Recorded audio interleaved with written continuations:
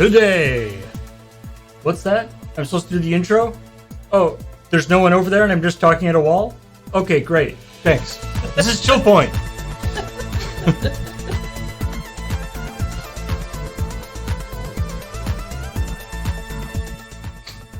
I mean, I could put a picture of a face over there. Yeah. My face is still on the yeah, back if we close door, the back door, yeah. Which freaks me out every single time.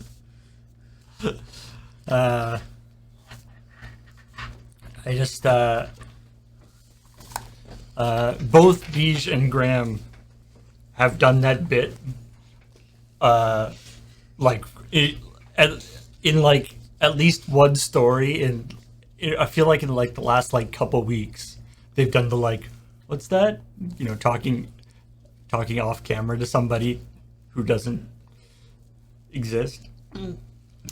Speaking of Beach and clearly not being here, well, as was reported in some of those CheckPoint comments, he didn't talk about insert your favorite game here, and so we've banned him off the show until he manages to make it in on time.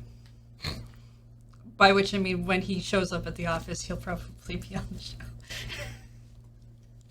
I should send a tweet out. But I'm gonna blame those comments.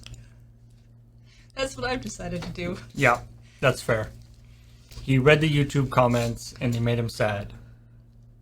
He decided not to come in. But anyway, he'll probably show up at some point.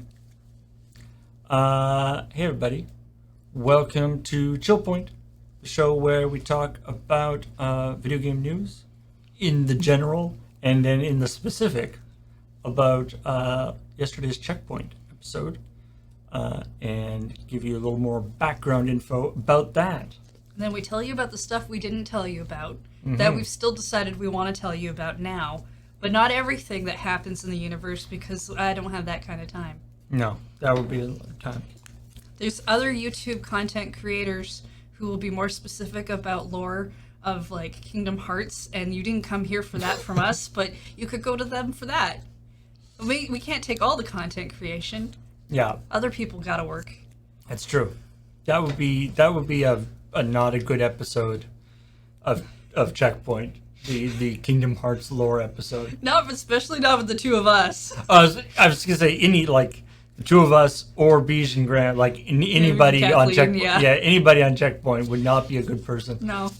I mean, we could try. We could go through. We could bring up some photos. I could make some stuff up. You wouldn't know if I was wrong.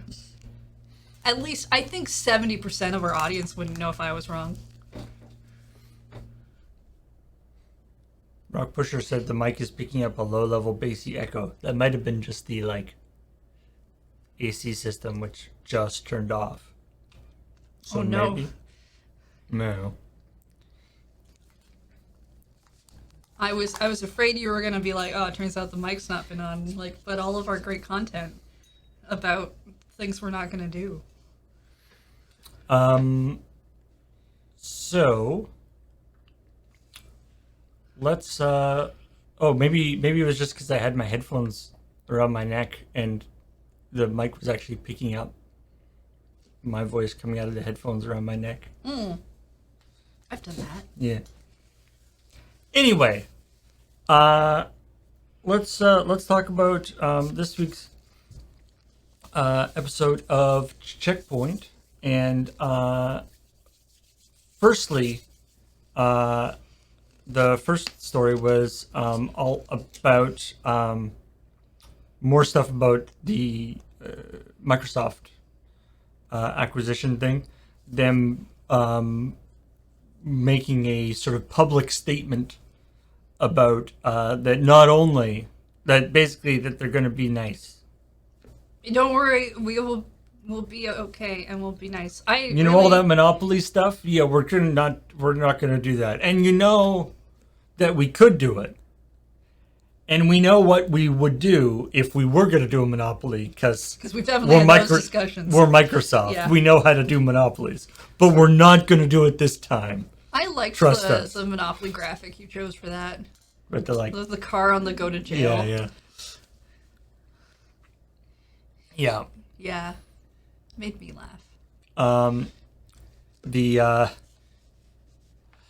And of course, I have to watch these episodes 6 times, so if it makes me laugh, it's still funny. The best part,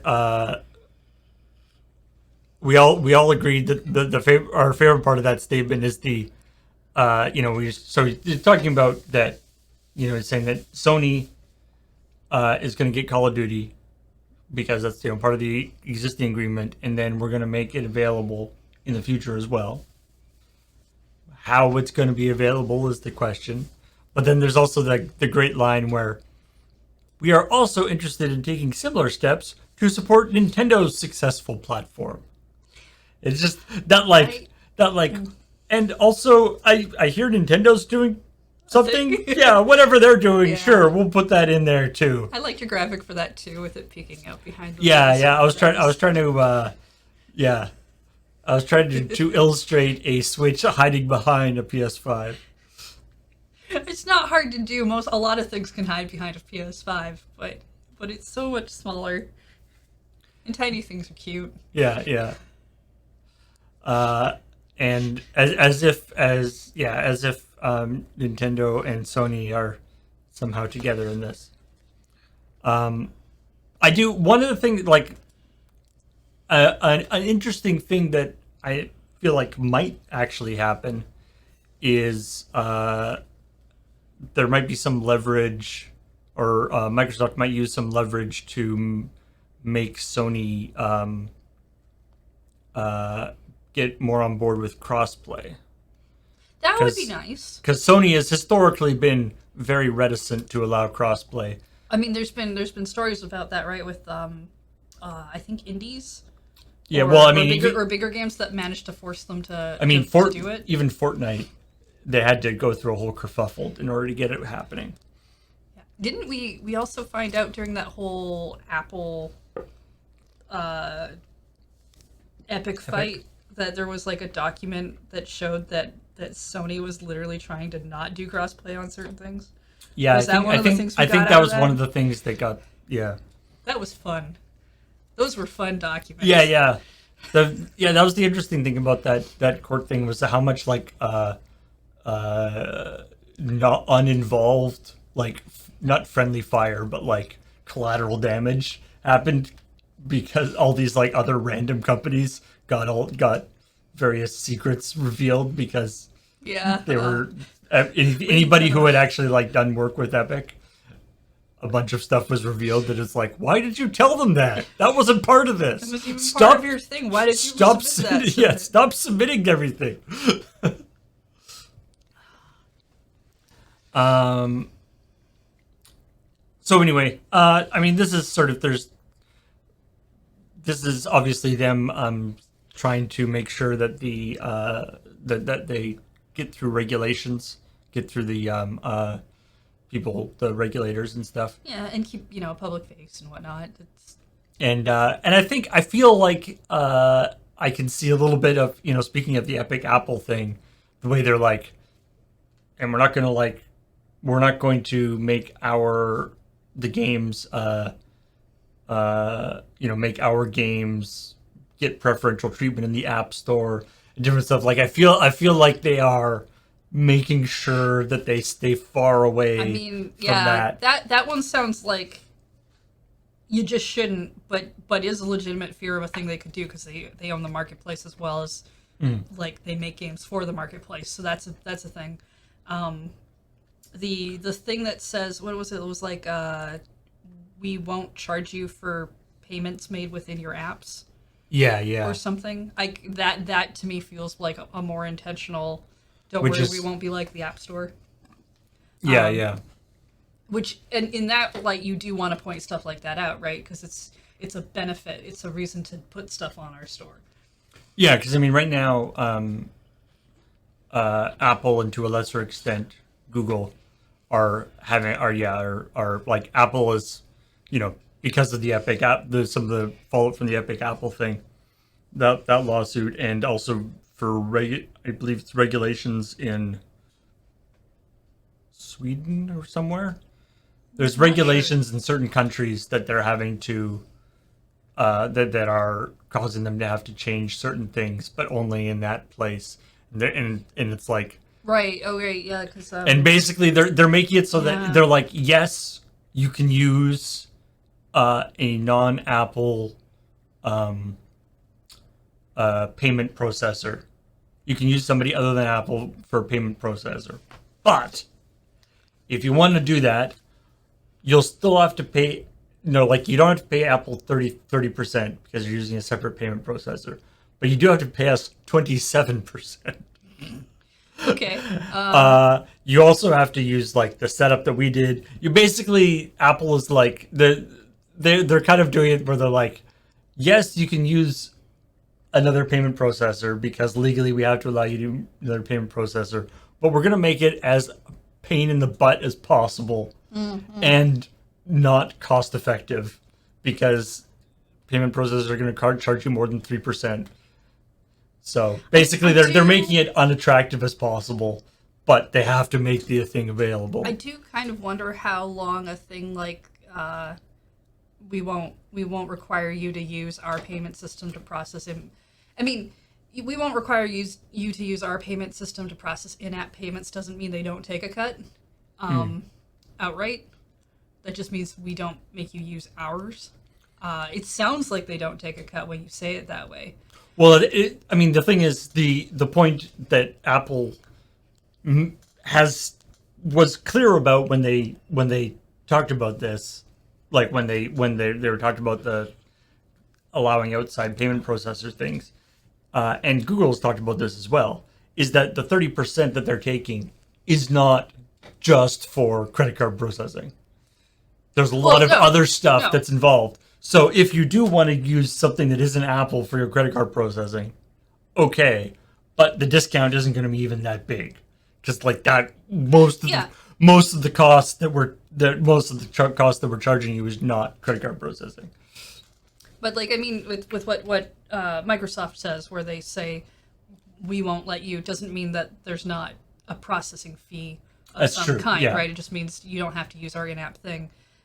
Because I imagine if a storefront like that said, hey, we will not charge you any fees if you do your own in thing, that it makes everything that shows up on your store turn into free-to-play microtransaction games that you have to do purchases inside the app as opposed to any payment for download, which is not also good for other reasons.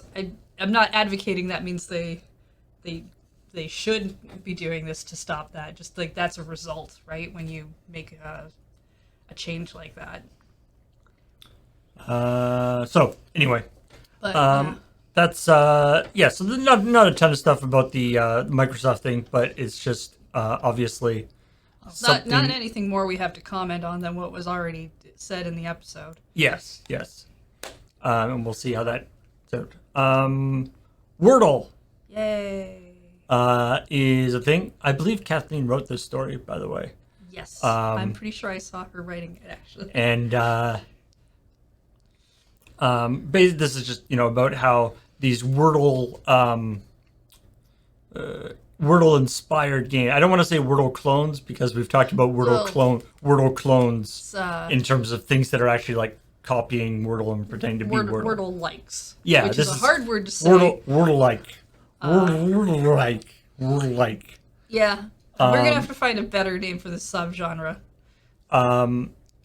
The biggest criticism I have of these games is that they all, or most of them, are following the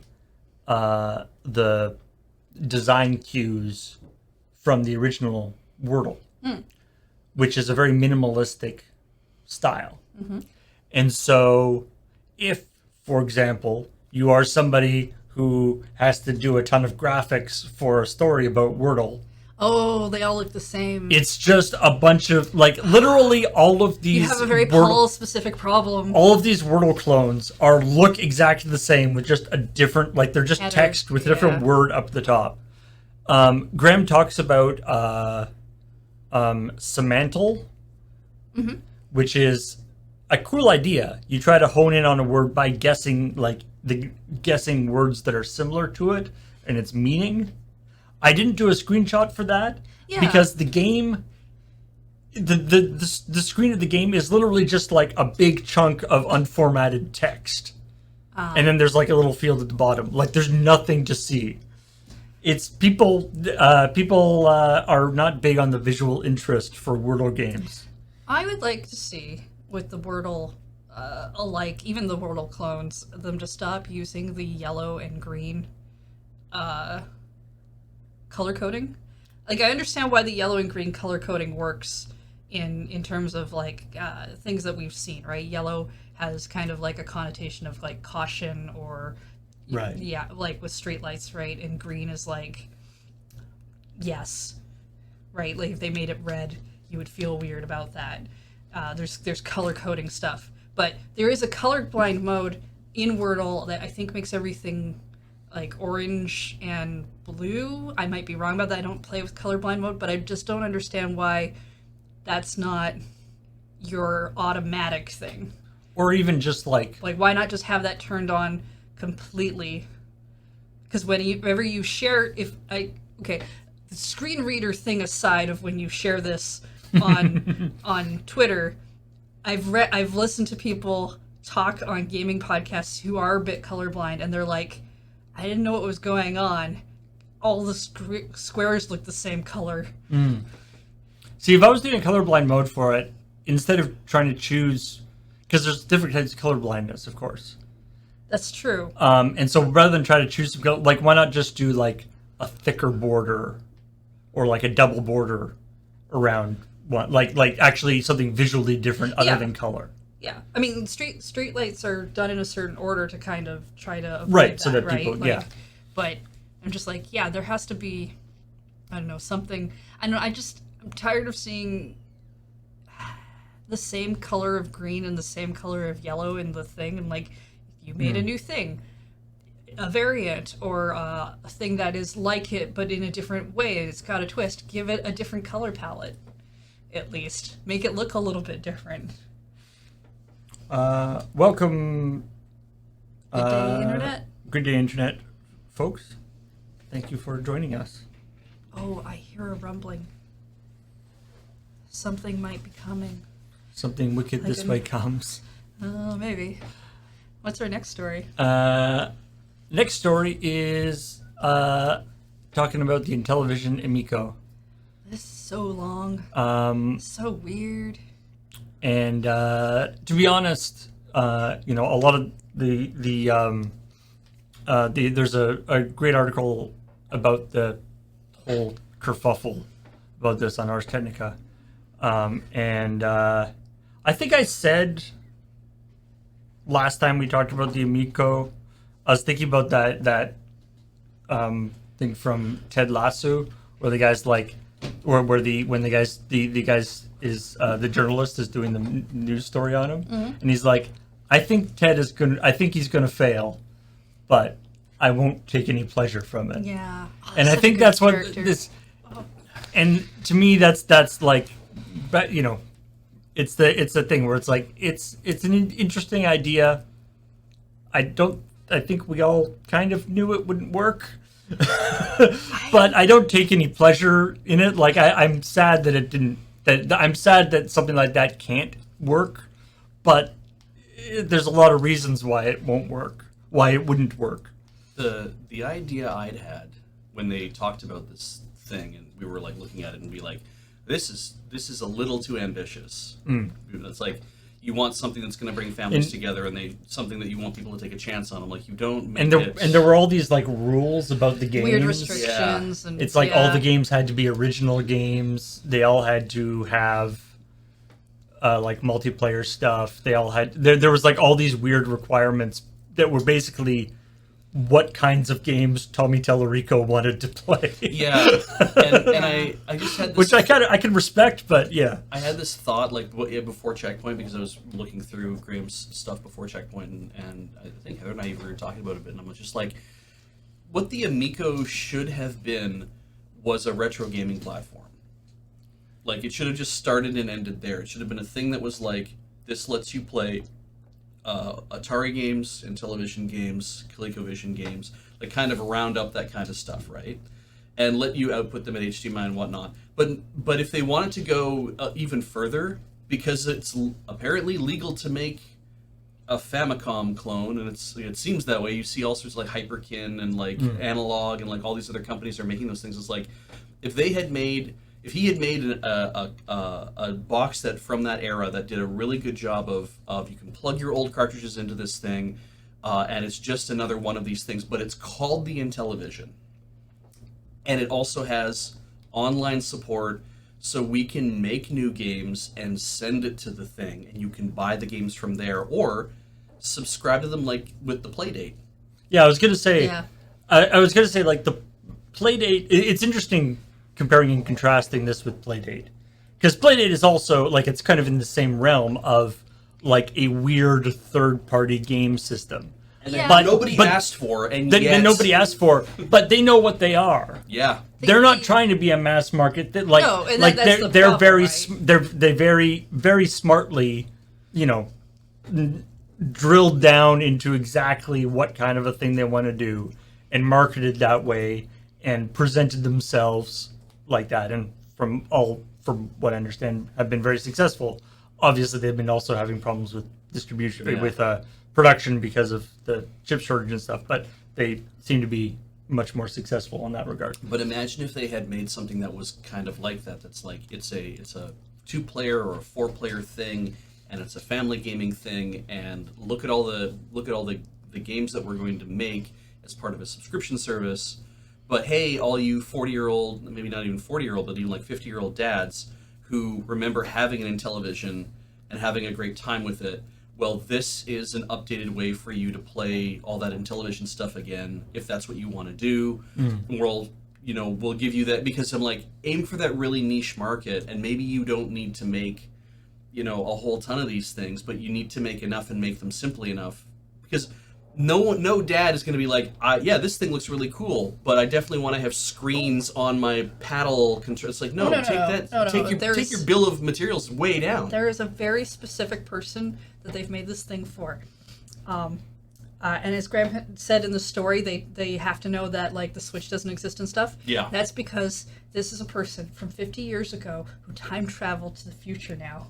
Yeah. And this is the first thing they've seen. Yeah, unfortunately, the time traveler demographic is not like a really big. They probably have a pretty good amount of money. They know where they're going to show up, so that they can make sure it's the first thing that they see. They have a lot of. They probably have a good amount of disposable income. Especially if they left any money back where they came from. I feel like. They're trying to grift them, is what I'm saying. They're trying to grift time travelers from like the 70s. Just to be like, hey, did you know the Intellivision still exists and here it is? Oh, the Intellivision got even better while you were gone. Yeah. In some ways, I can imagine this is almost just, and I mean, who knows? The maybe this will happen, but like this vision of like having games that families can sort of play together and stuff is a neat idea, and like maybe this could almost just be like a certification process. Like you get the badge of the Intellivision stamp of approval, the Amico badge, which means it qualifies for all these different things. And if that actually had enough sort of cachet to it, that people were actually looking, like that if parents were like looking for that on a game, that is just like a Switch game or whatever, like a game that they're not making the system, like maybe that could actually be a thing and succeed in promoting the idea that behind the Amico, this idea of sort of family gaming and stuff, which, by the way, we just showed a little clip of it, but the video, the promotional video, so good. It's such a shame now that everyone plays video games by themselves in a dark room lit only by vertical Those fluorescent big giant tubes. lights, tubes. Yeah. I don't remember my house looking like that, but maybe Yeah, I just I- can't see it. You guys I have never had to- seen what this room looks like when the lights are off, but there's a bunch of glowing vertical tubes all spread around it, like all Yeah. servers are required to have. Yeah, when I started playing video games, I had to get one of those installed. Such a weird cost. Yeah. Yeah, no, I love that clip because the clip that we showed, I hadn't watched any of it, and so when I was editing, that was the first time I saw it, and then I just was like, this screams parody. I know, it does. So anyway, especially if you read the SEC file, it's funny because normally members of the general public don't pay that close attention to SEC filings, and it's kind of funny because it sounds, it looks like a very in-depth and unusually truthful version of the Kickstarter thing that they have to put at the bottom of a Kickstarter with possible risks. Yeah. It's like a version of that, but it's actually legally binding. Yeah. So they have to put stuff like, we might just never do it. We might. I mean that's a technical risk that, I mean you don't. That's not a risk you want to have on your Kickstarter thing. Mm-hmm. But as a company, that's a risk that, especially if you're trying to do a thing that maybe you can't prove will actually make money. Yeah. And At least it doesn't feel like you can prove it'll make money. Yeah. Because and they've That said, seems like a standard risk to put in. and I mean they said that they're looking, so they're going to run out of money in July. I think they're looking for $5 million of funding so that they can basically have time to look for more funding. It's not a good scene. It seems kind of circular. I don't think it's gonna work out. Sorry to say. Kind of doesn't seem. I'll be interested to see. Maybe we could get one of those things where some of the games that are presumably, I think some of the $5 million they're trying to raise is to finish a bunch of these games that are currently in development. Yeah. And so maybe it would be nice if those games will then go other places and we'll actually get to try them. Didn't- Like what, the Ouya? Wasn't one of the rules that the games had to be exclusive to it? Yeah. They had to have some exclusive elements anyway. Yeah. Right. But if the thing doesn't exist anymore, then being exclusive to it shouldn't be that. Well, I mean, you just don't use the paddle functions, I guess. Yeah. I Yeah. guess. So, yeah. Okay. I thought I remembered that. Amico, your purple one looks nice. I'm never buying it. Yeah.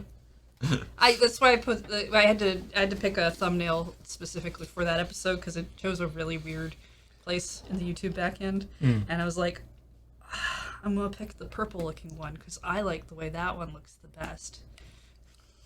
And then the last story we I had made it in time. here was Bij's Nintendo Direct Roundup, which, by the way, in the doc where we were working out this, I posted a thing being like, do we need some kind of Bij's Nintendo Direct Roundup graphic for this and future things? Yeah. And we were like, sure, let's try that. So that graphic I'm not saying that that there's going to be one for every Nintendo Direct, but the Bij's hot takes on Nintendo Direct feels like something that definitely could come back. Oh yeah. They roughly do. Okay, if you're going with the Nintendo Direct general branding and not things like Indie Directs, it's generally about 3 times a year seems to be what they've kind of settled into. So February, March area, E3 area, September-ish. And these, I mean, largely are are just kind of the unfiltered ways I reacted to the stuff when I saw it in the first place, even though the whole thing's out of order. Yeah. But it was just I'm just saying things. Some of them weren't even intended to be jokes. And there, I would say maybe about, I don't know, 50 to 40% of them don't make any sense if you haven't actually like seen that. bit There's from the that thing, too, yeah. which is that's fine. You know, it's So we're you talking about. saying there are people who didn't watch the Nintendo Direct? A peek What? behind the Why would you scenes say that? about this as well is that I put Live Alive in there twice. I was actually going to put it in there more times because the idea was to just keep coming back to it and be like, maybe it's Live Alive, and just kind of like keep moving because it's like for years Is it Live a Live? Is it Live Live a Alive? Live? Like yeah, because it's like the only time I've ever heard anybody ever say the name of the game was during the Direct. It's the first time in my life I've heard it, and I've known about this since I've been collecting ROMs in high school. And it's like, what is this game? You know, what an interesting name. It's like 100% Cotton. I'm like, why do they have a game called 100% Cotton or Cotton 100%? Like, I don't understand Japan. This is weird. But this was a thing where I'm like, I wanted to kind of harp on the fact that I don't think any one of us knew how to pronounce the name of the game until the Direct. I want to tell you two things, chat, specifically before we maybe get into more detail about the Nintendo Roundup. First of all, Beach told me he was going to be make me mad with the Silk Song thing, so you and I, we are the same. Second of all, during the Direct, which I was watching with Beach right beside me, a number of times when a JRPG started showing up, he kept saying, "Oh, is that Golden Sun?" He doesn't know what Golden Sun No. looks like, but every time he said it, it made me go, well, but what if this is? The entire time, which is also super annoying. This is what I have to live with. So what you're saying is if you're mad that Beige, if you're watching and you're mad that Beige is trolling you, Don't worry. don't worry. Heather got the trolls first. Yeah. The trolls were tested first on Heather Though I have before to. they were used in production. It's funny to me because it, like when Live Alive showed, I was like, oh shit, Live Alive, awesome. Oh, that's how you say it. And I'm sure that to you it was kind of like, what are you talking about? Like, you know what this thing is. I It's just like, know what stared this at it and thing I was is. like, what the fuck is this thing? I don't know what this is. Clearly it's a remake. yeah. Well, I mean, it's neat that they're doing it in the 2.5 HD style. Yeah. I think that's awesome. But and I'm now just that like, I don't get it. Now that I know what the game's about, I am actually kind of a little driven to maybe get it and play it. Let's run good. down. This isn't Yeah. everything that was in the Direct, but let's run down the things I talked about. So, Kirby and the Forgotten Land. Kirby! Yay! I was like, oh man, Kirby in the Forgotten Land. I gotta put a lock in on that for Play It Forward. Too And bad ours Yeah, did. and Graham was like, Heather's already got it. I'm like, I didn't even know it existed until now. Yeah. How can I put a lock in on it? I did a month ago. Yeah. when they first announced it, she already knew. So it's like It's like calling dibs on a car, like before you're even at the parking lot. It's Yeah. like you have to be able to see the car before you can call dibs.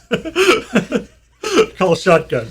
it looks wild. I didn't really want to play it until I saw more of the gameplay in the Direct, and I was like, yeah, I think I want to give this a shot. I was because they announced this game like a month or so back. I can't remember when, maybe September even. Yeah. But they like, I was looking at what games were coming out because I'm like, I'm probably due for a Play It Forward soon, so I need to figure out what I want to play. Kirby's really good. I'll put Kirby There's a down, Kirby and one. then like, and then they're like, and I'm like, oh, they're gonna talk about Kirby because of course they are. And it's like, yeah, I like Kirby. And then they showed Mouthful Mode. And I'm like, you didn't have to make me like it harder. I already liked it. There's a great shot at the end of the trailer. If there's a question, so now we've I guess we've answered the question: are there things that are too big for Kirby to eat? Yes. Yes. Okay, But he still will try. but what I think is very important to point out, and I only have to point this out because I thought about this last night and I've been holding on to this piece of very key information. For us, Kirby is a lovable, cute, apocalyptic game for the Forgotten Lands. And in the universe of Cars, this is a horror game that something will eat you and possess you and drive you around. And if not you, the dead body you left behind in the graveyard of the True. apocalypse. Yeah. So this is not ever going to have a crossover with Disney's Cars. I mean, to be fair, in the world of Kirby, like Kirby is in the world of Kirby is like a horrible monster that eats it. Like Yes. things. Like those super cute little fox creatures. It was like, oh, look at them. It's like they're the enemy, and he's eating them. I mean, he's got to go save Waddle Dees, and I'm like, I'm pretty sure he eats those most of the time in the other games. I forget which Kirby. There was one of the I think it was like one of the Game Boy Kirby's, where you had he had like his animal friends, that you could hook up with. Yeah. You would like it's an older one. and what was interesting about that is they kind of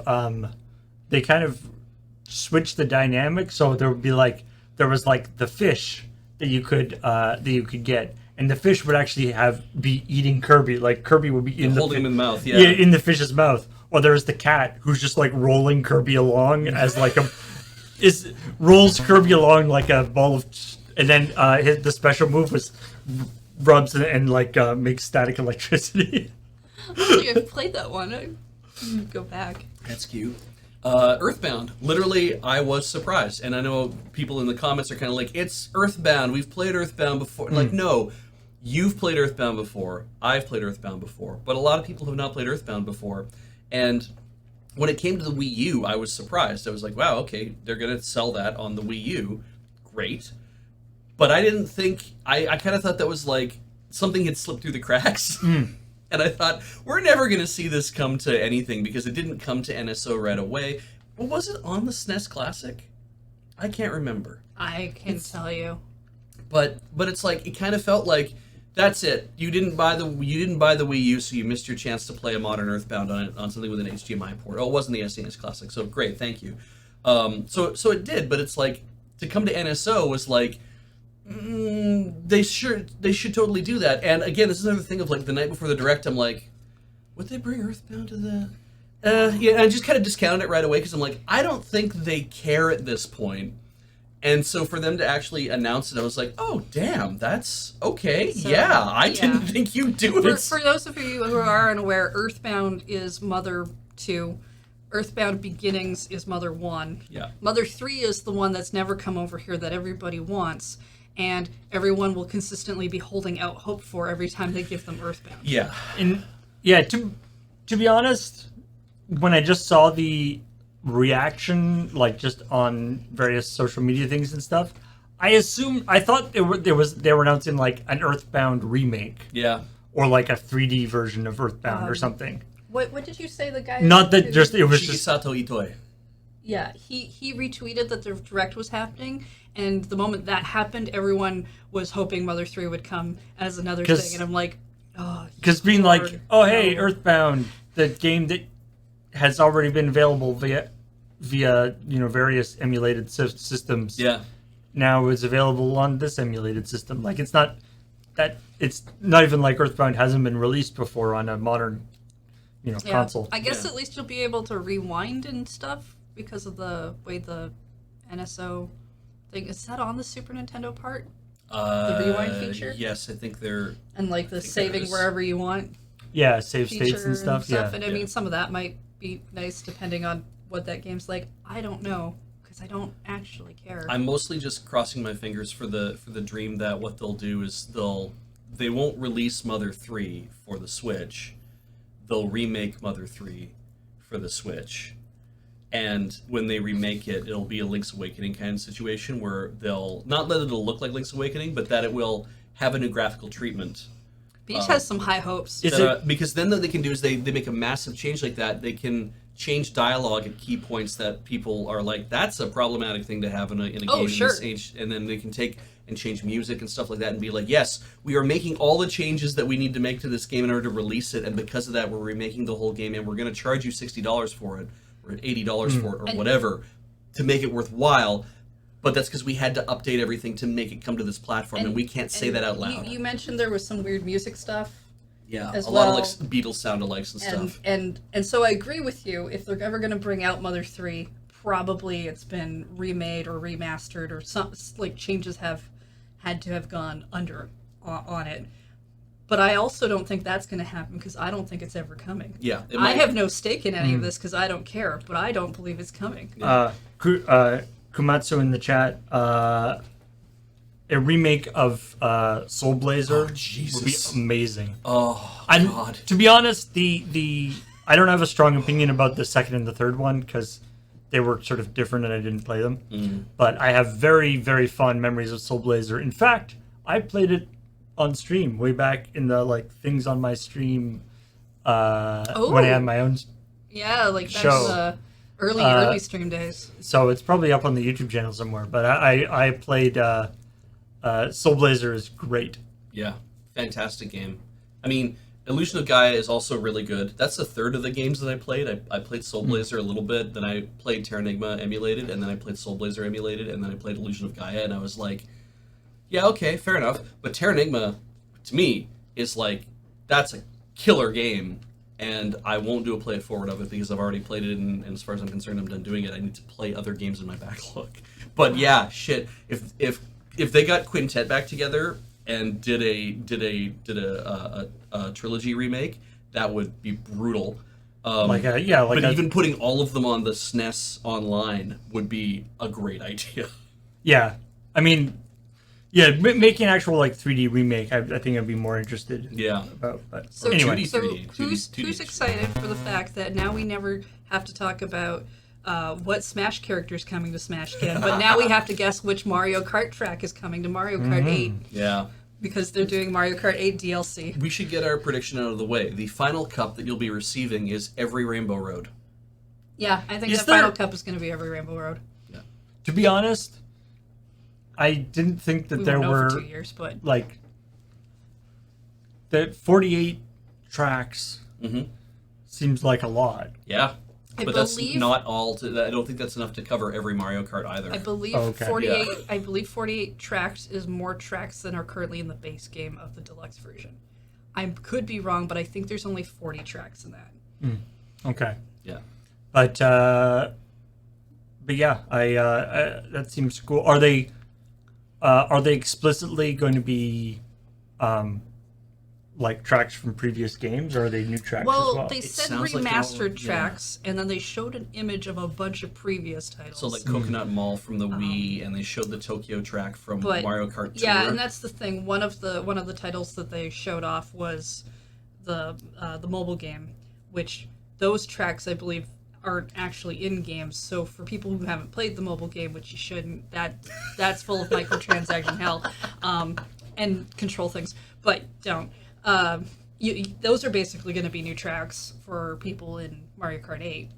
So funniest part of this is that I saw somebody tweet online saying that buying 48 new tracks for Mario Kart 8 Deluxe costs less than buying Diddy Kong for Mario Kart Tour. And I was like, what? And they posted both pictures, and it's $25 for the tracks, but in Mario Kart Tour, to unlock Diddy Kong and some Smurf Rubies berries and or shit. something, I think is what they use. Smurf berries is fine, and to unlock that as well is $40.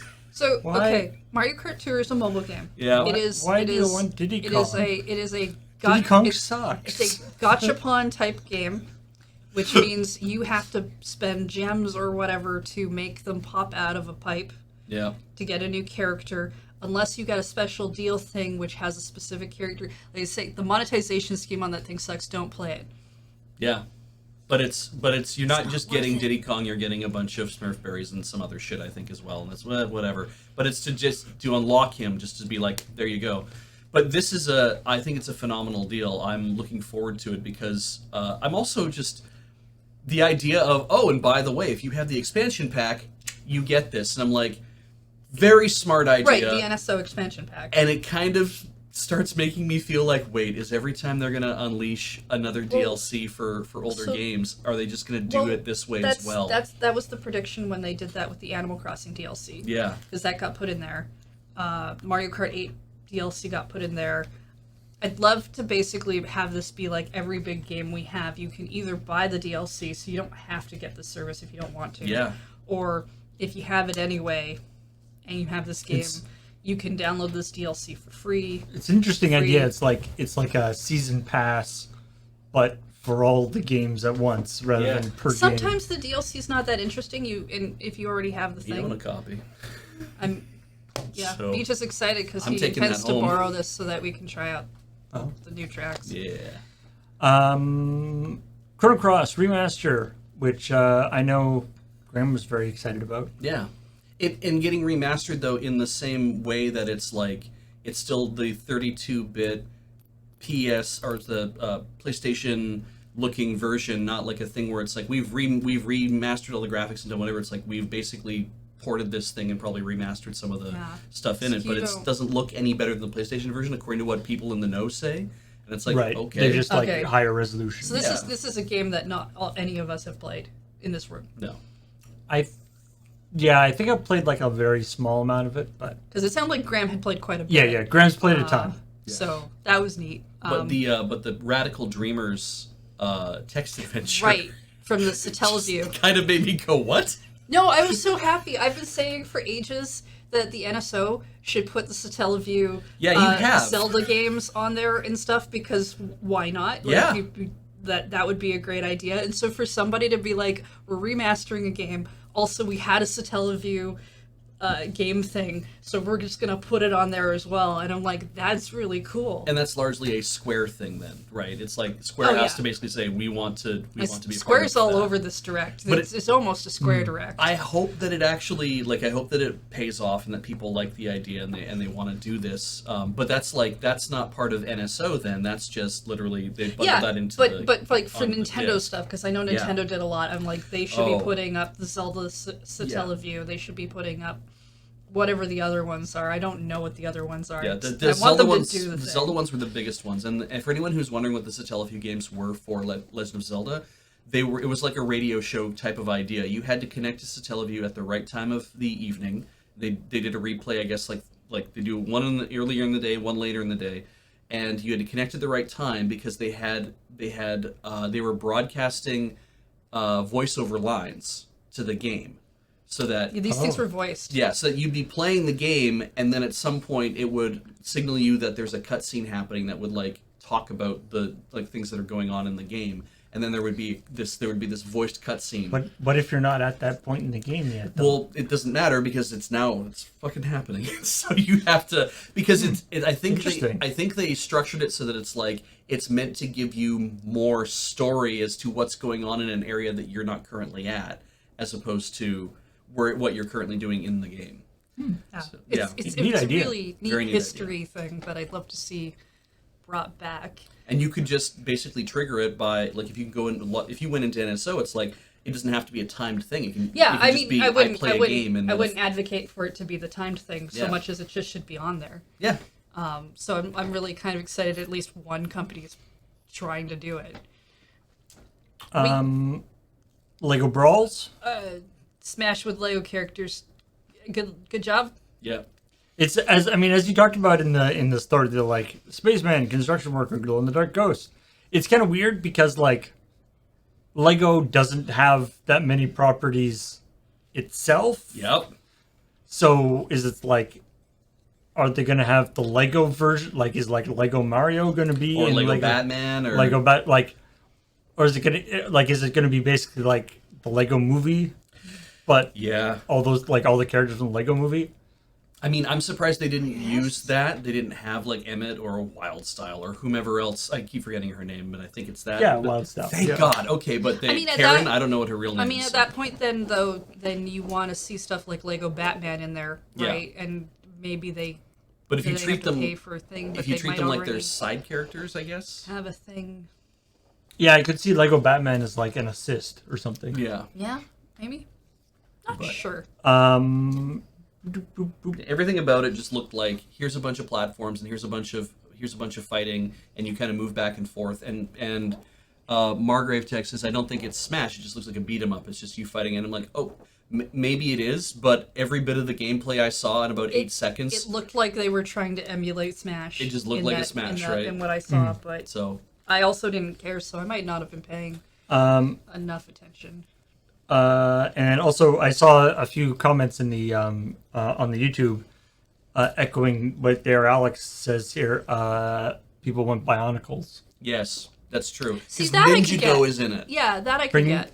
bring in that weird Hawaiian mythology stuff. Yeah, Lego's got a lot of weird sub Lego categories that they own. Yeah. Bionicle might be a Over. weird fit for this game Because they're like a totally specifically, different scale than everything else, but- right? Yeah, and it and Oh, that would be everything funny, looks though. different as well, like very very different, but it could work. Front Mission. We just is- put 1 and 2 together. Yeah, Front Mission 1 and 2, which the only mention of Front Mission I saw in the YouTube comments Yeah. was somebody being like, how come no Front Mission 3? Oh. Yeah, I know, right? Like, How many which front is a perfect missions game. were there? There's a few. Front Mission 3 was on PS3.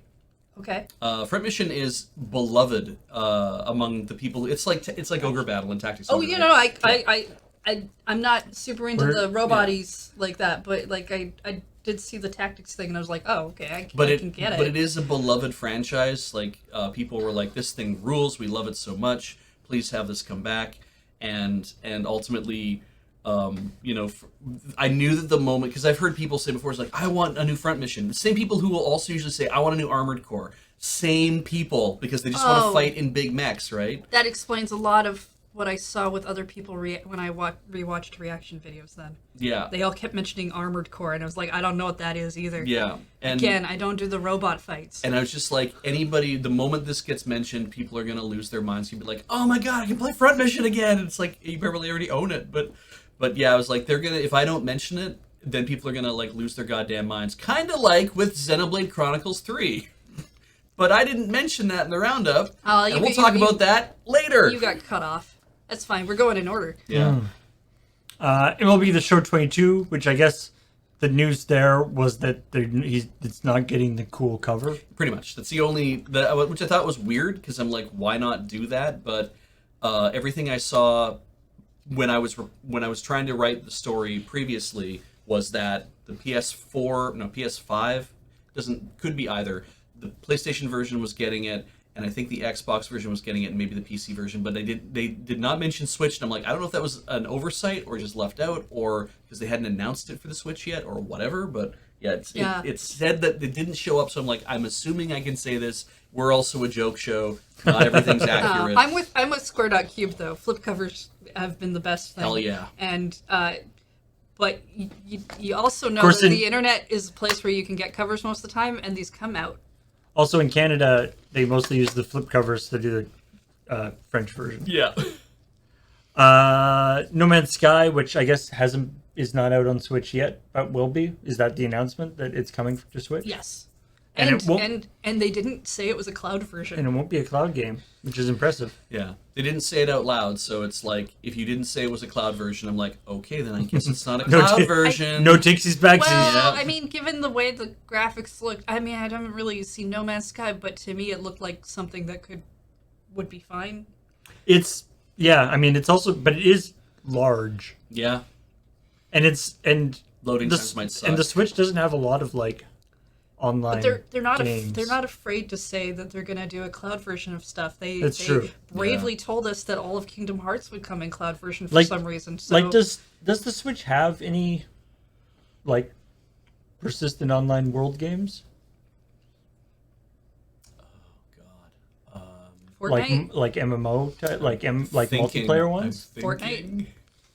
I don't know of any. Final Fantasy 14 hasn't come to the Switch, so I don't think. Well, I mean, Monster Hunter. Genshin yeah. Impact is supposed to come to the Switch I mean, Animal Crossing. one day.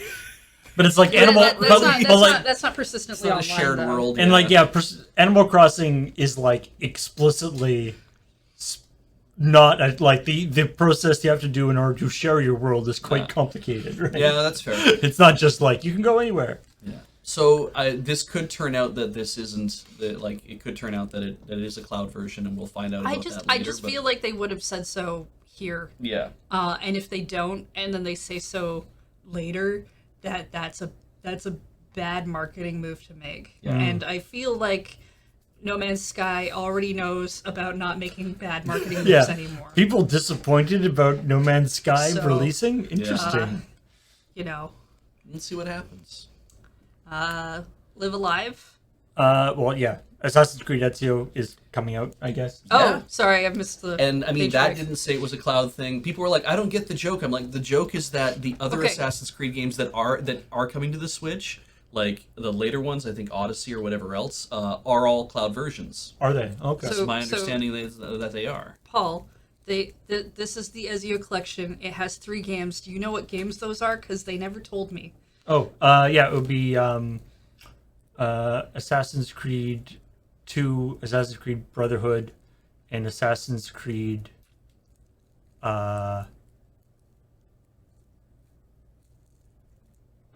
What's the third one? That is Ezio.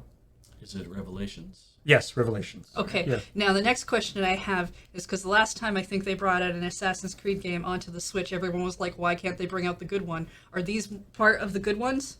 These are generally considered to be some of the. I mean, of course, I like Black Flag. Black Flag is considered to be one of the better ones. But the trilogy, like the Ezio games, are considered to be probably like the best sort of piece of the original Assassin's Creed style ones. Okay.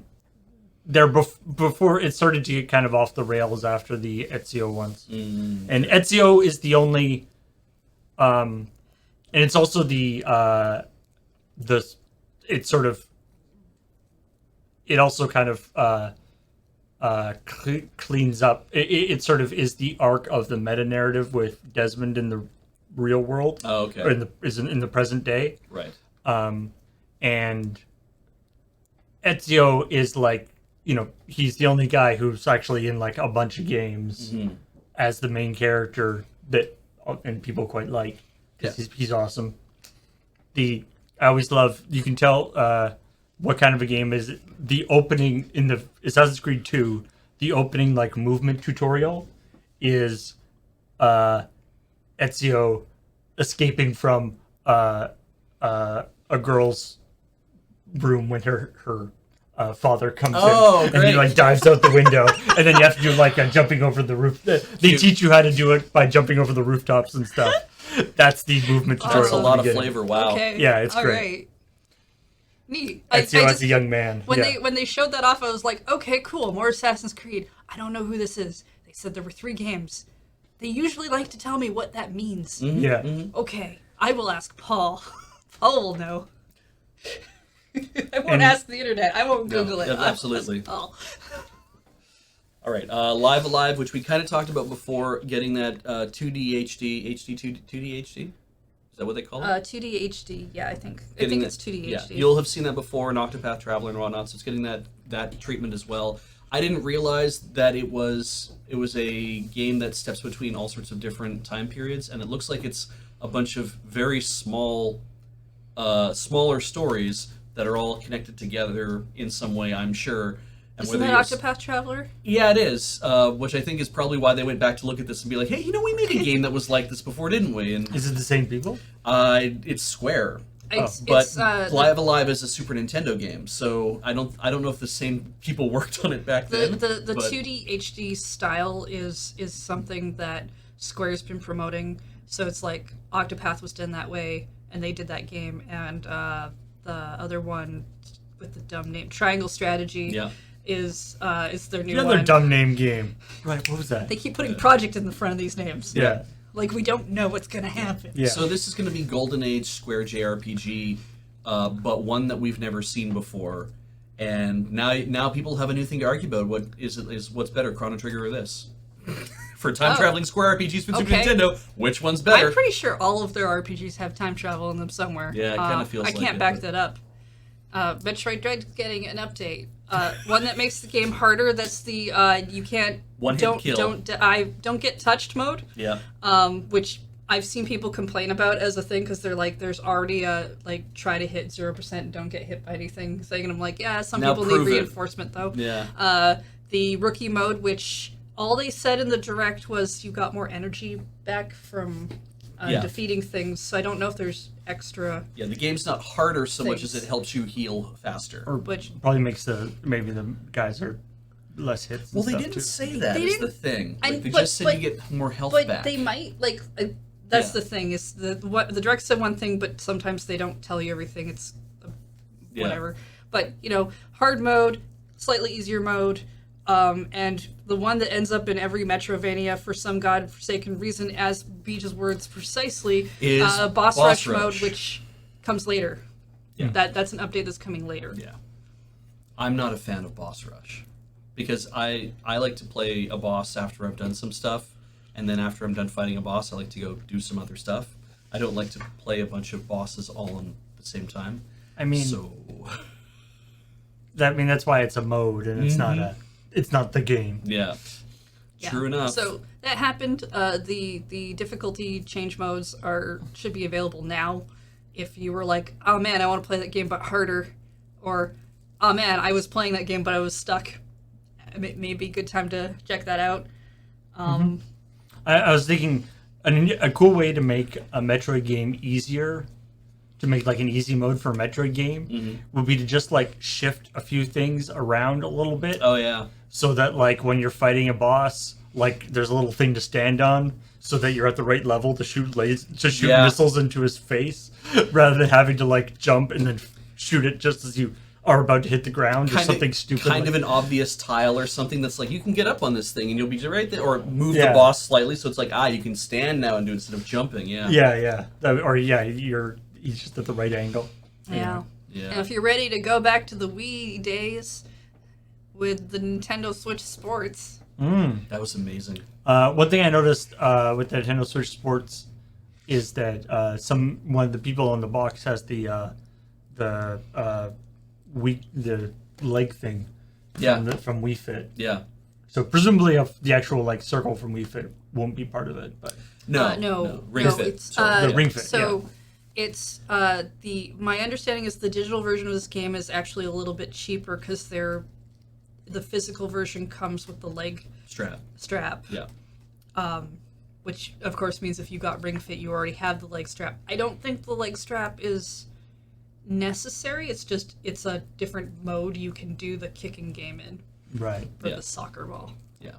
It was cool that they've added so it's bowling, because if it wasn't bowling, riot. Don't forget Tennis. survival bowling. Yeah, survival bowling. So you have that's what we need is a battle royale for bowling.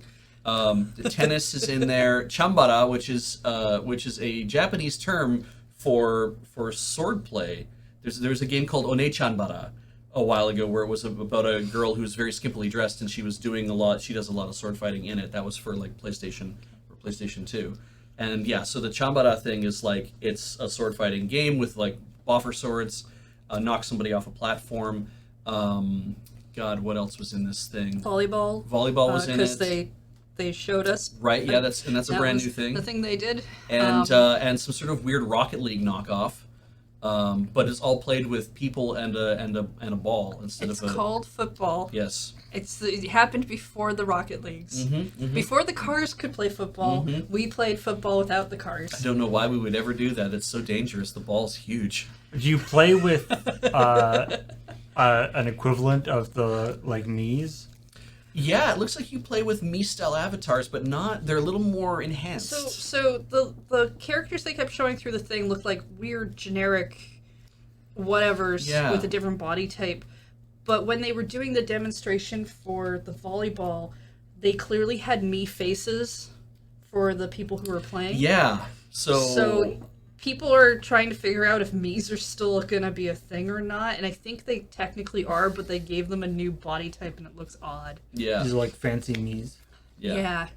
They'll be. Because you can already. There are still Mii makers online. Like they're doing part of the My Nintendo service, I think. So they're doing an online because there's online play for these as well, which they didn't do with the Wii Sports one. So that's nice if it works well. The no, we didn't really have racquetball, online. that was another one of them. Yeah.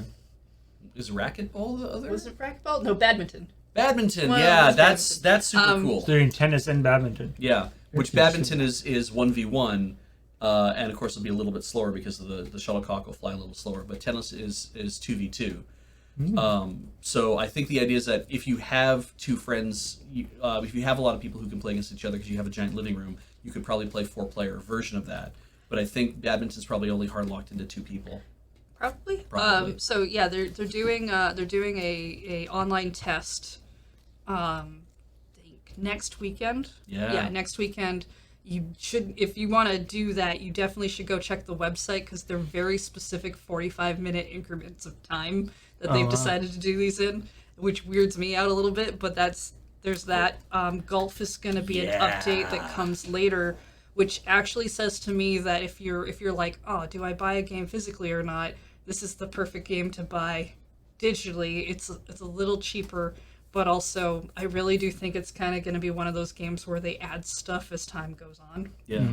Golf is one of those things where I'm kind of privately hoping that the person who, if they have like somebody to host golf or someone who's there playing golf with you or whatever, is that they put Iwata in the game. Because he was the one who did the whole, he worked on NES Golf. Ah. And he was the reason why they had NES Golf in the Switch that you could unlock on his birthday Right. if you knew how to do it. Uh, Or his birthday or the day he passed away.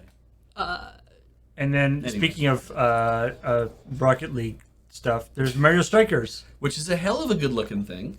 Didn't expect a new Mario Strikers game. The fans have been waiting for a long time for that one, from And what I it understand. looks hard aggressive. Like they did even say in the thing, they're like, a more offense focused. And I'm like, really? Okay. And yeah, it looks like there's a lot of beating the crap out of each other. So if you like Crush your there's- enemies. if you like NBA Jam, but you also like soccer, this is your You opportunity. have outfits you can change into that basically look like you're putting on battle armor. Yeah. Wow. That changes your stats. People have probably been missing Blood So, Bowl, so here's an opportunity. That's fun. They're doing online play with that as well. 8-player local, I think, was Yeah, also mentioned. wow. So you can do 4-on-4 teams. Cool. With just like the little like half. Probably. Controllers, yeah. Yeah, that seems to be Likely. that seems to be how they make that work. They have this thing that you can make a club that 20 people can join a club, and then Yeah. you can basically do online games and have club rankings. And I kind of think that seems pretty neat. That's a cool Neat. idea. Kind of So- capturing that football club fever. But yeah, Splatoon 3 we already knew about, but now we got the new Salmon Run stuff was demonstrated, and it's a co-op. It's a co-op feature, so you can So play Salmon if Run. you're with multiple if you're people. unfamiliar with the way Splatoon likes to do their marketing, after they've announced a game, at least kind of what they did last time, they like to tell you about different aspects of the game over a long period of time to the lead up of the game, as opposed to trying to show you everything at the same time. So they showed the Salmon Run portion right now. I figured. I don't know what Salmon Run means in the So context of in Splatoon. Splatoon 2, There's still squid, right? there's a one person feature that's to basically go until you die, and I think it's a group feature, isn't it? I think it's thought, only- I thought 4 people had to go. I've only played the original Salmon Run on Splatoon 2 with by myself. I never had an opportunity to see anybody else help, and it is 4-player co-op. Okay, cool. But all it is that salmon, weird mutated salmon, are trying to make their way onto land because they're trying to get shit, probably these eggs. And what you do is you have to sit there and you have to ink defend your thing and you have to blow them up, and you run around this little island defending You're your collecting territory. salmon eggs. Yeah, and you're collecting their salmon eggs, and then when you leave the game, you can sell all that stuff for money, so you can go buy new It's- T-shirts. In the context of the world of Splatoon, it's like it's almost structured as like you Part-time can go job. do this part-time job because it was, I think, open at specific times to go do it, and then this was like work as opposed to the play of like doing the combat. All right. Yeah. Yeah, I'm a little. So the original Splatoon marketing used to be a lot of have people show up in lab coats with a little like Splatoon logo maybe on the lab coat, and they'd have like clipboards, and their whole marketing structure was like, They're the research we're lab. we're researching these weird squid kids that we keep seeing, and let me tell you about this new thing we noticed in their fashion. They had a Tumblr. And I kind of miss that. They haven't done that for 3 yet, and I miss that. Yeah, yeah. But so this is the new thing. It's in that, you know, hey, it's even more enemies and more salmon. But it's not new in that Salmon Run already exists. But you know, but Well, there'll be more. and then Tekken no Tatsujin Rhythm Festival. Yeah. Oh, am I supposed to jump up and down for that? I just thought, well, you had thoughts about it because 76 songs. Or Well, whatever. 76 songs is a lot of songs for a rhythm game. It's kind of low for a taiko game, I think. I'm not actually sure how many songs are on any of the taiko games when I say that. Well, you were not you were like, oh, that's not a lot of songs. I wish there were more songs. And then they dropped the thing being like, but we'll have a subscription thing that's paid. Yeah, and then I'm like, oh, cool. I have to pay a monthly subscription for more music. I hate the fact that every, rhythm game is probably going to head in this direction. Sure are. All right, and then We don't care about Xenoblade 3, sorry. and then also apparently there's stuff in Demon Souls that nobody's gotten. Yeah. Although it's not clear whether like it's stuff that like you just can't like. Games often have stuff in the game that's like left over. Re Breath of the Wild. Right. So it's not necessarily like there's 4 things that are there and they're like secrets that people haven't found yet. It's possible those things just aren't around. Yes. But still, Still. people will find a way. Baguette Boy. All right, yeah. Heather and I were talking before the it's the post episode talk this week was basically just like you guys doing more stories. Yeah, kind of. Yeah. Yeah, so Graham talked about the Baguette Boy, which is one of these great little like random pieces of video game history lore that in the BioShock Infinite expansion, not the base game, in the expansion, you go to Paris and there's a little kid running around with a baguette. Yeah.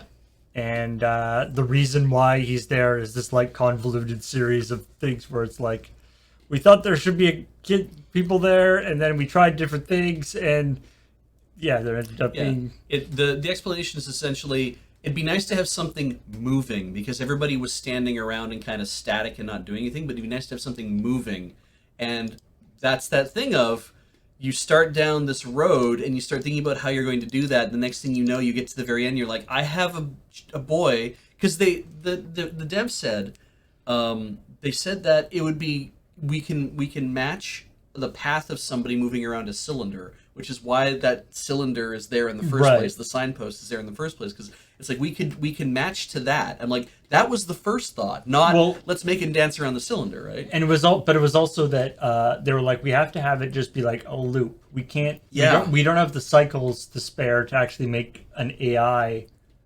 like NPC to like wander around and do stuff. It just has to be.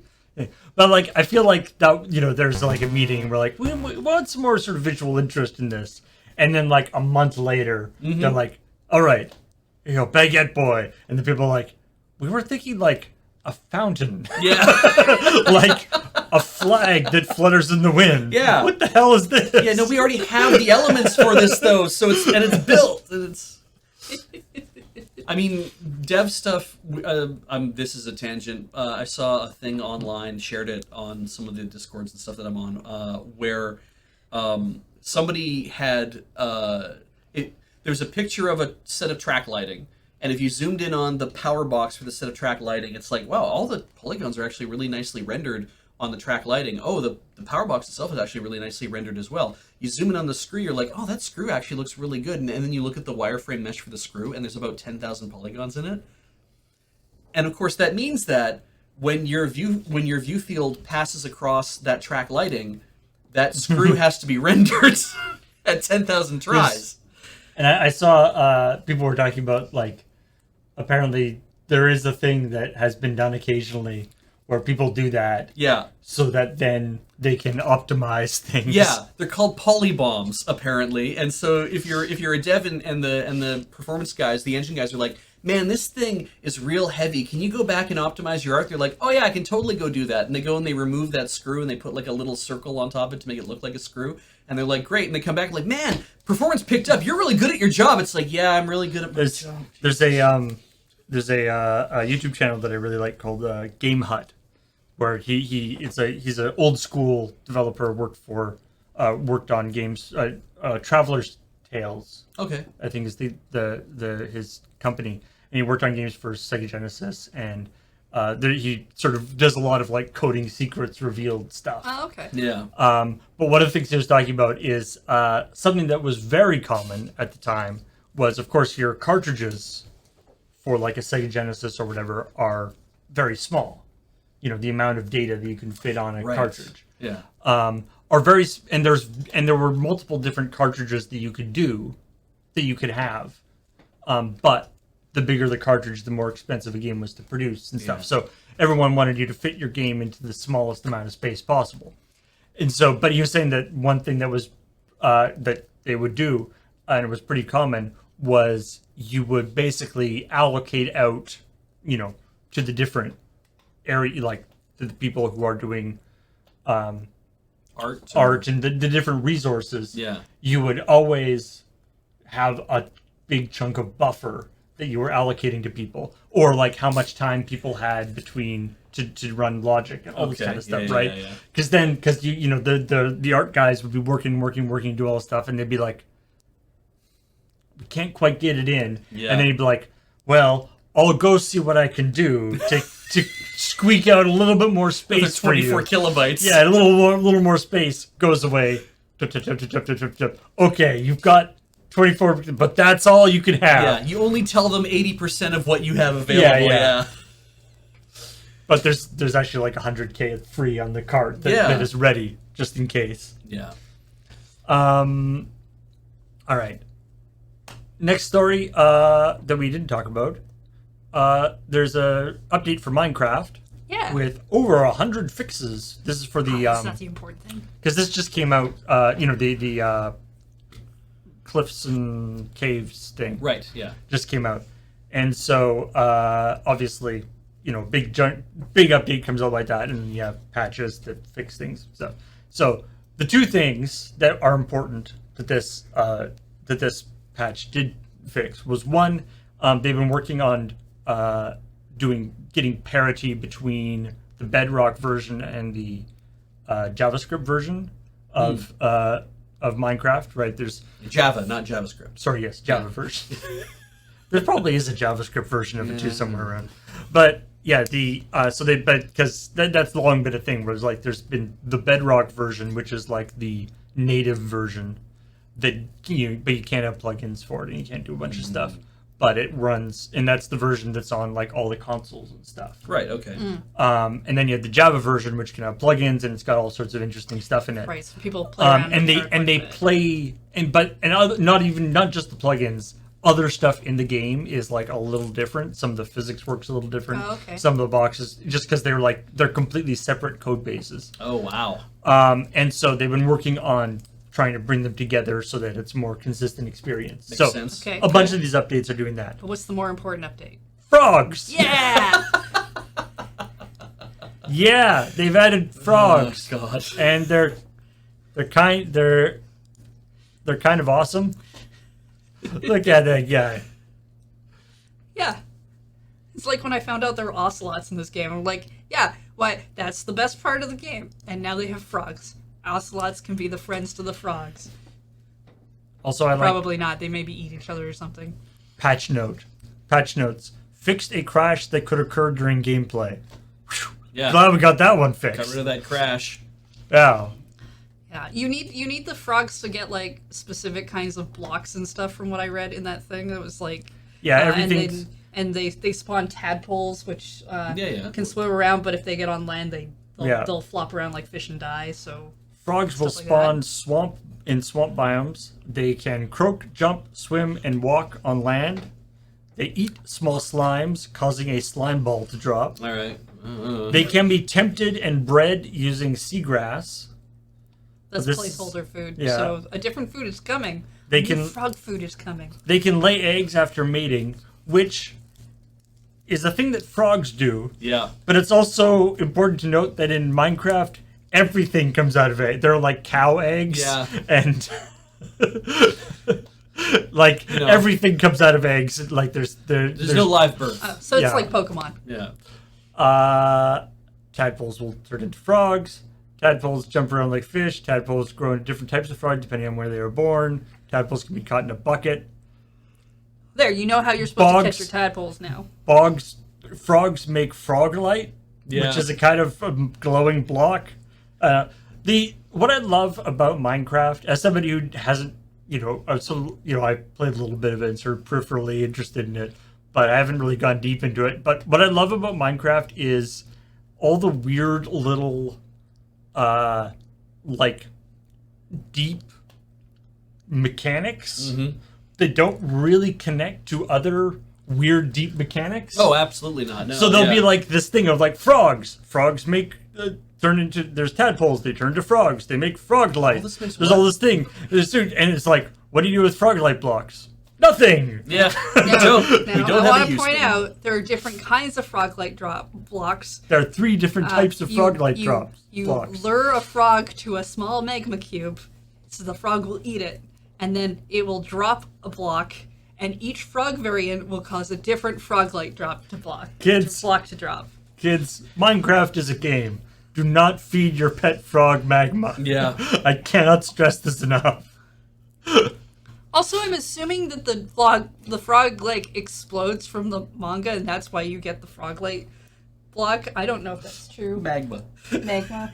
What did I say? Manga? Manga? That was very Don't- Did funny. I say that? Don't feed your Ah, frogs whatever. manga either. No. That's- You need to. that'll keep make that. them sick. They'll end up like in Blaster Master.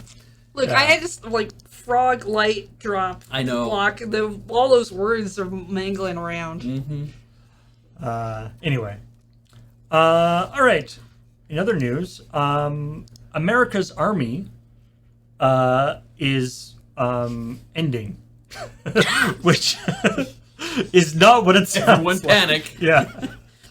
America's Army, the video game, is ending, which is interesting. So, for those of you who don't know, because I feel like it's been kind of under the radar for the last while, apparently 20 years ago, which is worrying because I remember when it came out. Me too. I don't know. What this is. So the America's Army is a first-person shooter that was made by the American military. Yeah.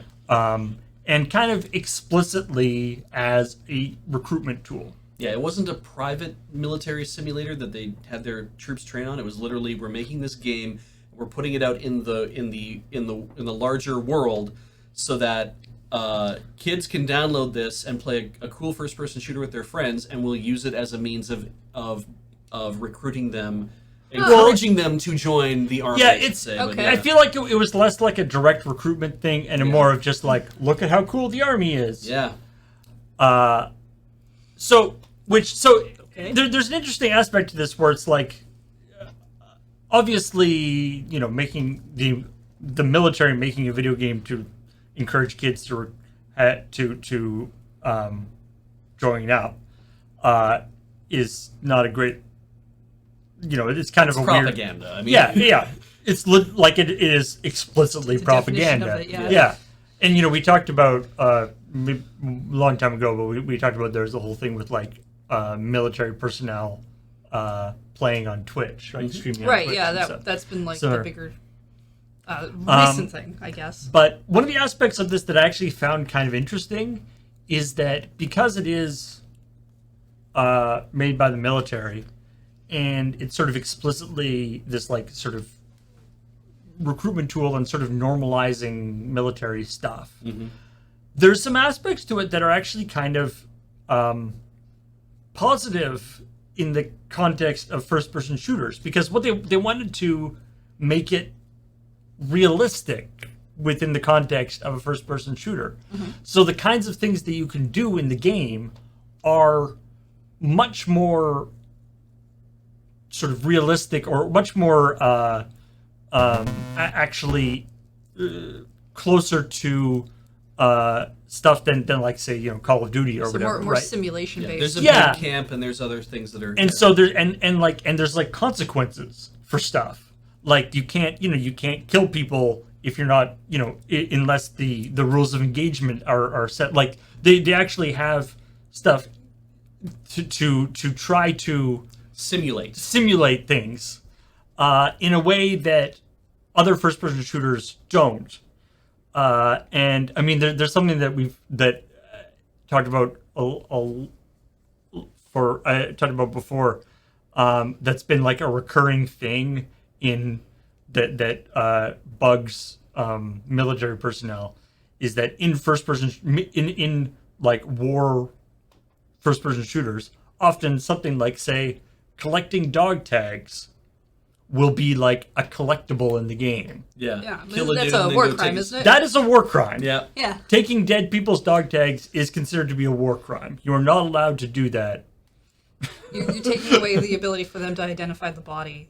Yeah. Yeah. Yeah. And so there's aspects of this where they want to obviously it's a recruitment tool, which is not good, but what's depicted in the game, they're trying to not, in some ways, I guess, trying to not give people a false expectations of like, hopping around, circle strafing things, Yeah, they're yeah. trying to like, apparently people, possibly the reason why it hasn't been very, like in the last little while, it hasn't necessarily been very successful. Like the reason why they're shutting it off is the player base is basically gone.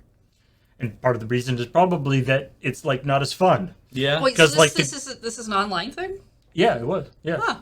But it's like not as fun because like the guns aren't as cool because they're like real guns and like There aren't a lot of them. You get the ones that the army uses. yeah, you don't get, it's like, oh, this gun is kind of unbalanced. It's like, yeah, that gun is more powerful than this other gun. Yeah. That's just how it is. Yeah. So anyway, it's an interesting idea.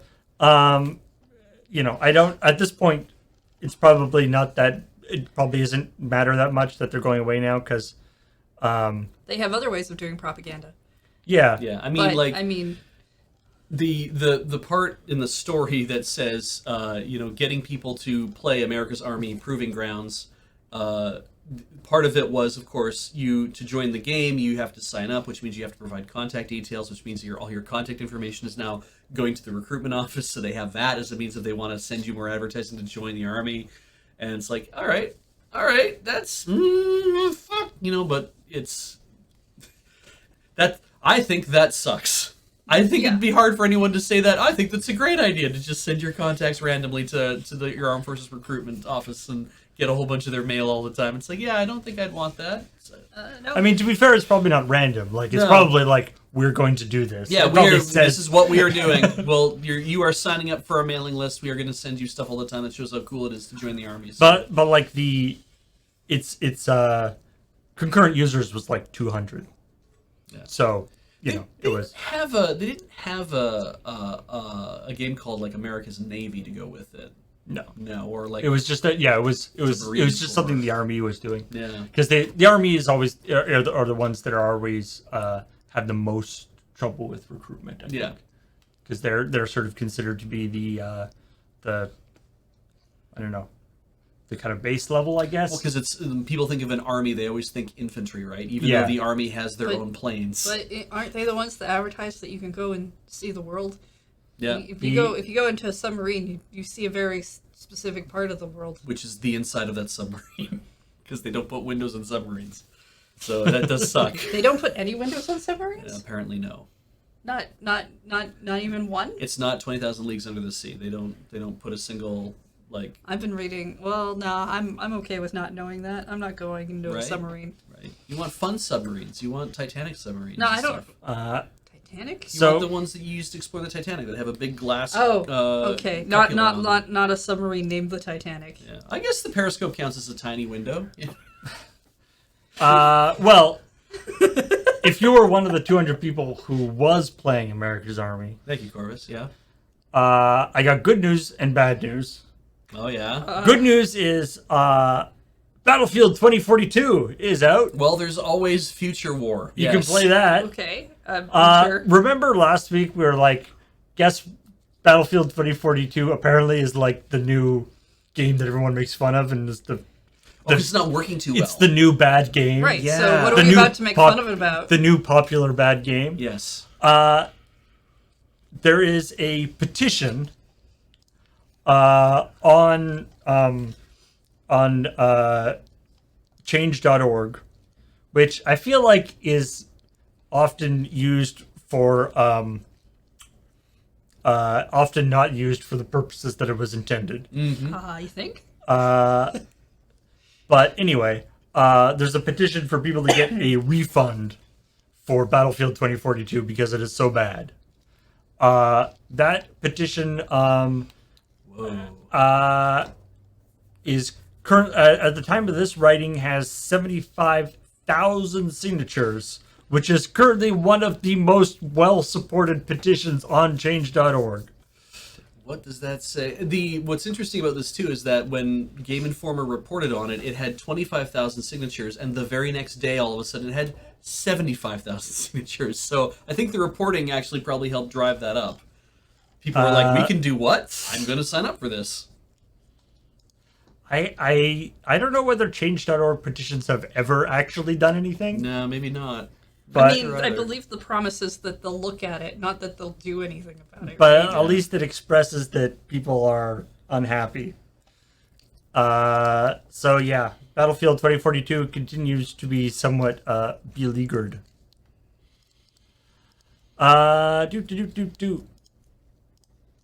Sony has just demonstrated their new Gran Turismo AI Okay. called GT Sophie, which will be in Gran Turismo 7. Alrighty. They demoed it by having it compete against four Human drivers. of the most skilled human, people who have been playing on the sort of professional, So not like virtual pro- driving circuit. Okay, so not like professional drivers, like who actually live in who drive a real ass car, but people who Professional Gran Turismo players. Okay, cool. Thank you. Yeah. I just want to be clear because it's like sometimes it is harder for someone who's an actual driver to attune themselves to how a video game plays. But they're saying what is interesting and what is particular about this AI is that they're saying it's like there's two aspects to this. It's like, one, you're making an AI that can beat the best players, that is, or can provide challenge to the best players in the game. Yeah. But they're saying when you're making an AI for a game like a racing game like this, where realism is the key, right? Mm-hmm. You can't just make it faster than all the other cars, so it wins all the time. Yeah, no, that would suck. Yeah. But on the other hand, you also can't make, and so you have to actually make it. They're trying to make it be like a real race driver, a real extremely skilled race driver, and part of that is this aspect of what do they call it?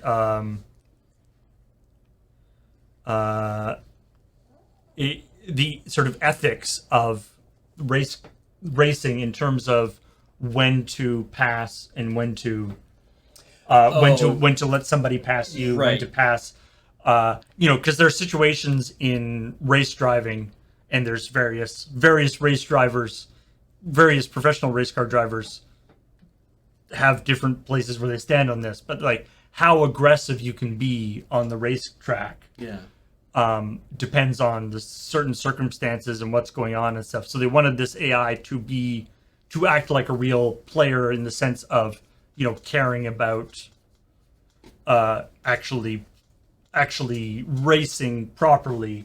Yeah. And not just racing, doing, knowing what the exact best route is and just doing that. Yeah. It's got to actually take into account what other people are doing. And they put 4 of these bots in the game. So it was a 4-on-4 competition. So they put GT Sophie in the 1st, the 3rd, the 5th, and the 7th position, and then they put 4 human drivers in 2, 4, 6, 8 to be like, okay, you were all split up. So how well do all the cars do? And to basically be able to test, because if you're just testing, I put you in pole position and you basically hold that position all the way to the end, hooray, I guess no one can pass you. But how do you do if you're further back in the pack and you want to get to the front?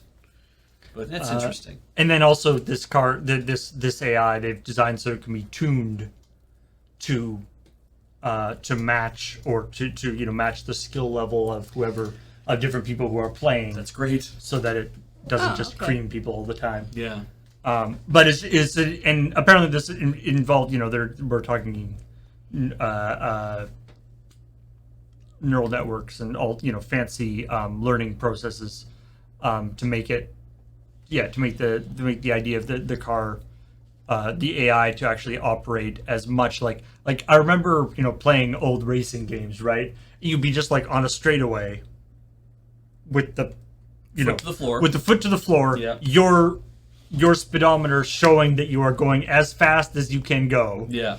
and then the AI just goes past you, and you're like, "What's the? How does he have 50 clicks on me? Why? Yeah. Yeah. It's like why am I in this race on a tricycle when apparently he's got a better car? Yeah.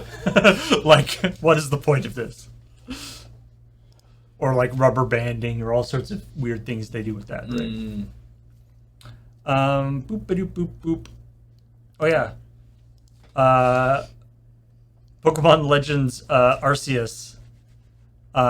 They're bringing out a new patch to make it so that you can actually catch Cherim. Yeah, the title, the headline there that says to make it easier to catch Cherim is a little misleading because I believe the issue was if it changed forms or something, It was just like impossible. you couldn't catch it at all. Like that, and that's clearly a bug at that point. Yeah. I haven't caught a Cherim yet. What I love about this, or people are saying it's like, people making it so that they just like hate this. It's like this Pokemon who people used to like. People are just like, I hate him. I want to kill him because there's apparently there's a quest that you need to get one for. There's the quest I think is that you need to fill out the Pokedex entry for it, and then show that completed Pokedex Oh entry. god, to that a means you have to person. catch a lot of them.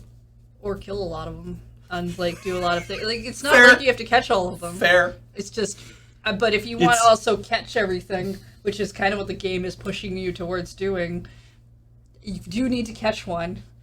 It's funny because especially if you like look at speed runs or info about like older Pokemon, like Pokemon Red and Blue, or Pokemon the older Pokemon games. That kind of thing is in those games. Like it would be just like a thing that like the community knows. It's like, oh yeah, you can't catch this guy. Yeah. It's just a known issue. Yeah. But it's a cartridge that was made for Game Boy, so it's not like they can't fix it. It's just how the game is. Yep. And there's tons of stuff in Pokemon that's like that. It's like, oh yeah, this thing just doesn't work, or this thing operates in a weird way, or like this thing is supposed to be random, but it turns out it's not. Because they messed up somewhere. Yeah. It's always kind of silly that way. They did a lot of other little fixes too, but I think that was the bigger one. Yeah. We did talk about the Dark Soul PC thing. That Dark Souls, all the Dark Souls games, Dark Souls 2 Right. and 3. Right, yeah, Dark Souls 1, 2, and 3 Yeah. are all offline. Or they're all their servers are offline right now. Yeah. So you can play, but you can't do any of the online stuff, which No. would allow you to like raid other That's games. that's just for PC, right? Like Yeah. it's still. So why is it that works? Because I don't really. I get kind of how the issue works and what the issue is. Yeah. But why is that something that can happen on PC and maybe not console? Well, it's just on console. There's nothing to like. The problem is that people can take control of So- people can access your PC, I- whereas like there's nothing on the consoles are so much more locked down in general. The issue that I read is that they're not the netcode is not like what it's not exposing. It's not like it isn't like there's a hook in the game that's kind of like this is the place where someone can say I want to connect to your game and I want to now fight you PvP.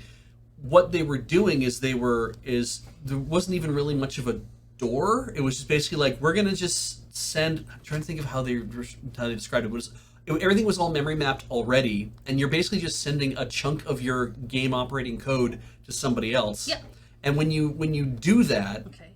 then they're like, oh, look at this great little chunk of your memory that I'm looking at.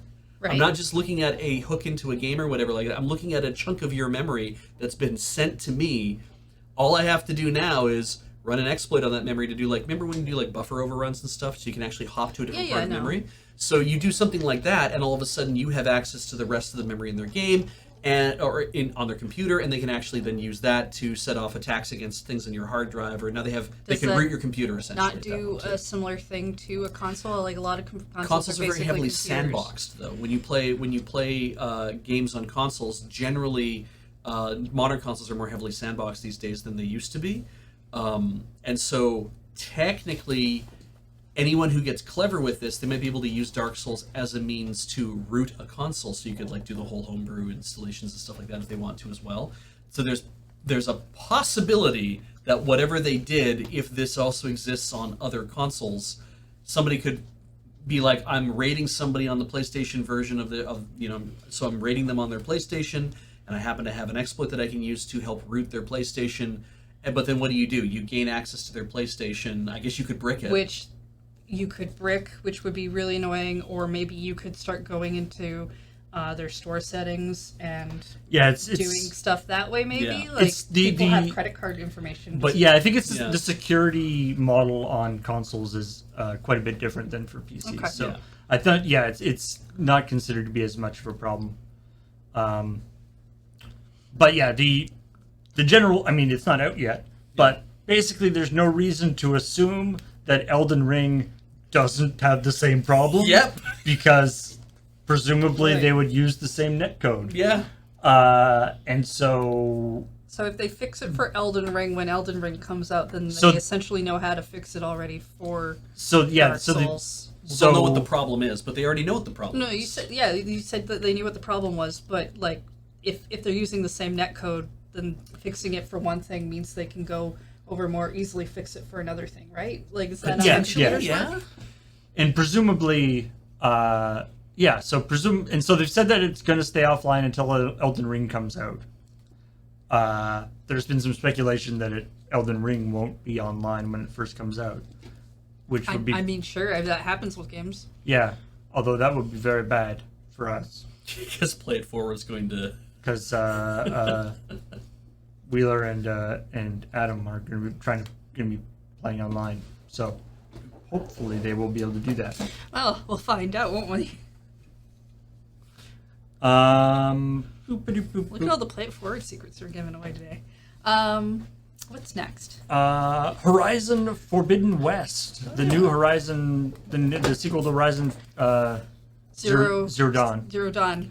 Yeah, I'm actually starting to get the two titles completely messed up all the time now. Which looks super cool. It also looks gorgeous on PS5.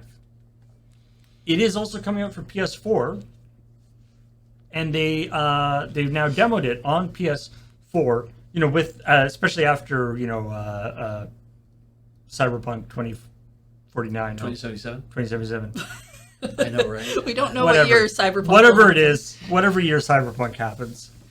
After all, there's the whole kerfuffle about that being like they didn't even bother to test it on PS4, or they didn't test it enough. Oh my god! Or the people, and the people who tested it were like, it's not ready for PS4. Oh, and then and Sony actually cut sales of it. Okay. Because it wasn't working well enough. Anyway, Horizon Forbidden West. They've demoed it. They have now demoed it on PS4. Good. It looks fine.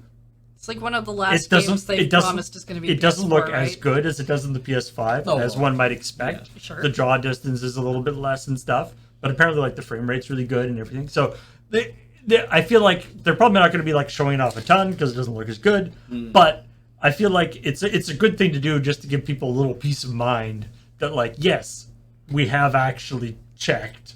It's good. We've done the work so that if you buy this for your PS4, it will operate and play. Base PS4, right? Yes, they've also demoed it on a PS4 Pro and a regular PS4. Because like that's the discussion points I generally hear a lot when people are like, okay, so this game's also going to come out on the PS4, and everyone's like, yeah, but if you have base PS4, is it actually going to be working, or are they running on the assumption that you have a PS4 Pro? and then they can still say, well, it works on a PS4, just Yeah, yeah. not really like.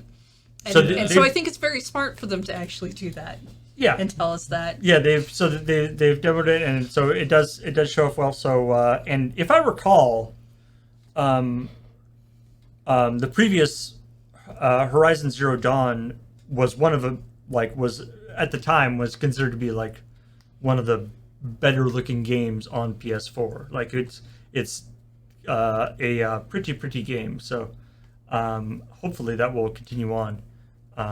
So that's good on them to actually put the effort into, because a lot of people can't get PS5 still. All right, I think that is all the stories.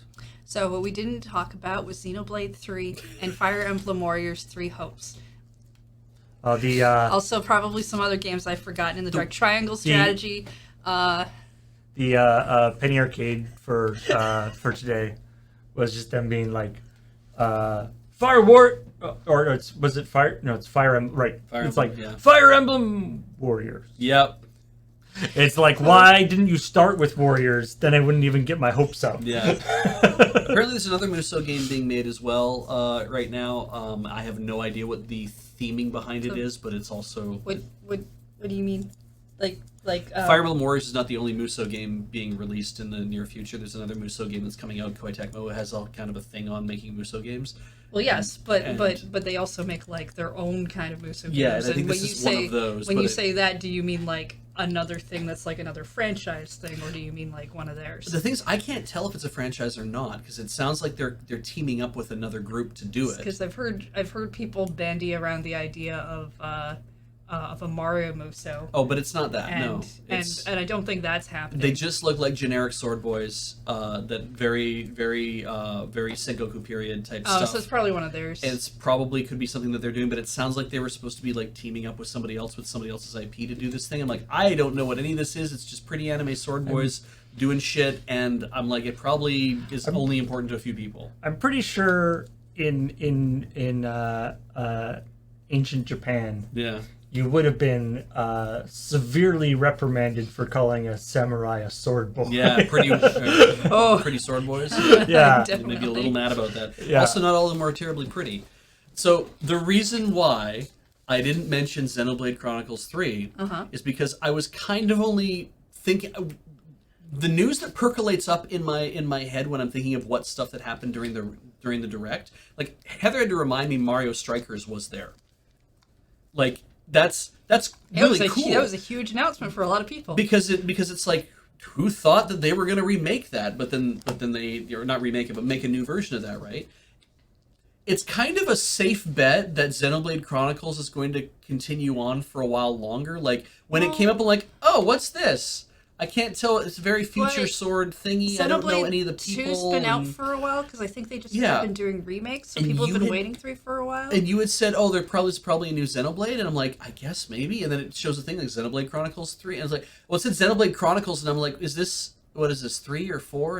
And you were like, I'm not really sure. And so to me, it's like, it didn't surprise me that it got made, and it didn't really stick in my head because it's not a franchise that I care about. I'm glad that there are a lot of people who love it, but it just was like, oh, I guess they're making another one. Okay, that's cool, and I just kind of went on my way. Like, Live Alive was the thing where I'm like, I know what that is. I think they did Weird. a very solid direct, very Yeah. JRPG heavy. Yeah. I can definitely see some people maybe not finding a lot within the direct. I found like 2 or 3 things that I'm like, I kind of already knew about, but I'm excited about.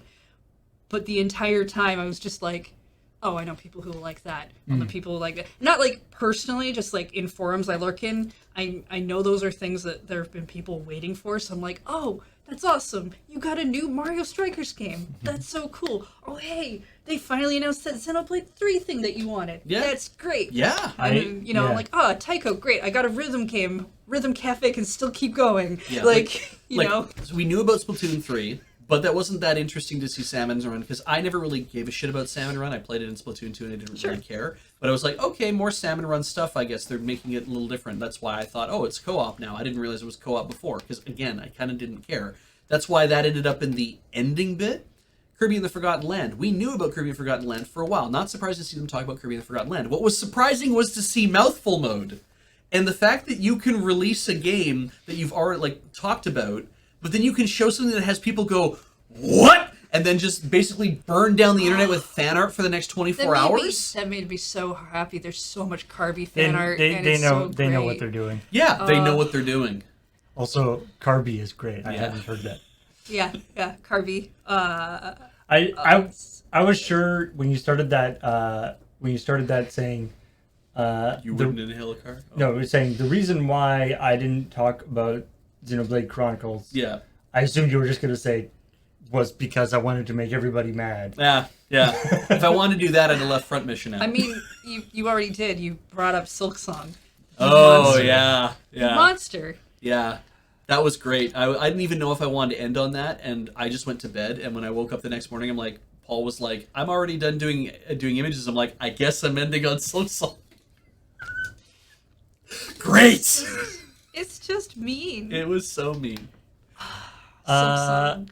I literally held off putting out what I was going to stream next on my home streams because I'm like, just in case you're just Well, going to obliterate it by doing a shadow drop and I have to change all my plans. If we this don't month. laugh, all we can do is cry. So we have to But laugh. I'm always laugh crying. You don't understand. I do like that actually when we're, like on CheckPoint. If we ever have a story that mentions Silk Song, Yeah. they'll be like we'll do the story, and then like Heather will be like, is there actually Silk Song news, or are you guys just messing with us Oh, again? yeah. Yeah, I've done that a couple times. She's like, is there some news that I missed? Yeah. Well, I can- mean, I don't think I'd miss any news about it. Like, But you yeah, never you- know. Sometimes you come in and it's been an hour since I checked the internet. Yep. I didn't mention Klonoa either, but nobody got upset about that. Oh, no, there was somebody in the comments Oh, who said they okay. really thought that game would have been your jam. And I was like, a PlayStation game? What? Yeah, huh? Hmm? I'm actually a big fan of Klonoa. It looks fun, cute. It's a super fun game. Yeah. I've heard a lot of people say it's a really good platformer of that time era and stuff. I saw Yeah. somebody write a response on Twitter, I think it was on Twitter, where they're like, it's so wild watching Nintendo Directs because what happens is that you see something come on screen that you're like, oh, they're making a brand, looks like brand new IP, and somebody else is like out there being like, Blorkby is back? And I was like, yeah, that's true. It's like, oh, is that Glup Shido? He's my favorite Star Wars character. All right. All right, let's thank people who subscribed during the stream, because I gotta go set up for Yeah. Commander Night tonight. So thank you for watching and subscribing. D-dubs for 65 months. And Syarcot for $8.95. And the Wait. Bearcat for 65 months. Yay! Kirby has been gifted a sub and is probably gonna eat it. I'm going to say hi to Texan because we kind of hit everybody else off the top, so hi, Tex. Well, if we're going to do that, Jajano Cat for the 2-year anniversary. Painting with Ferris. Thank you for 93 months. Jacob 97 for 32 months. Airwolf for 90 months. And Arkazana Jenkins for 39 months. Were there bits? There, Ferrobender threw in some bits. Thank you, Ferrobender. Always appreciate Stuck that. in there at the last moment with the bits. Thank you very much. As mentioned, coming up in about an hour is Friday Night Paper Fight, where it's going to be some Commander, specifically some Kamigawa Commander. Kamigawa Mander. Which Commander. Yeah, tried. what's good for the goose Yep. is good for the Kawamander. Commander. And so yeah, we're going to it's going to be Kamigawa Commanders. The entire deck isn't necessarily going to be Kamigawa cards, but should be lots of fun. That's coming up tonight, and then tomorrow I think James is going to be escaping from Tarkov, Nice. like he always does. Good stuff. Yeah, I mean, let's not make that promise. He's going to be in Tarkov. He's going to get out this time. I know it. No, I don't. I think, believe in I you, don't- James. I don't think he picked up the right key to unlock the locker and then get the right loot. You bag. and Surge, you're going to get out. I know it. Well, Surge maybe. I have more faith that Surge can get out. Thank you for watching us on the YouTube VOD channel. I think that's where this goes. Yep. Yes. And also we have a Patreon at patreon.com/loadingreadyrun. We also have a store. You can buy merch. We were showing off the dice bags the other night. It was awesome. There's other stuff there too. That's all for me. All right. Talk to everybody later. Bye. Kirby!